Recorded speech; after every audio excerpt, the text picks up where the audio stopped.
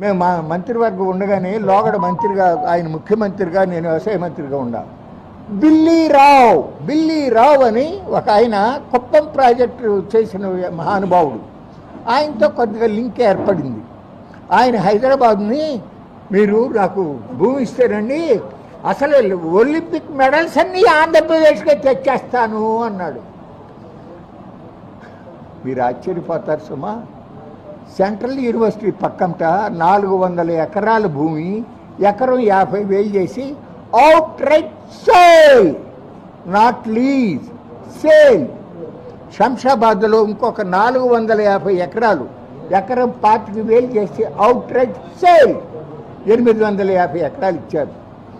వాడు ఒక స్టేడియం కానీ ఒక కోర్టు కానీ వేయకుండానే వాడు వెళ్ళిపోయాడు. రాజశేఖర రెడ్డి క్యాన్సిల్ చేశాడు.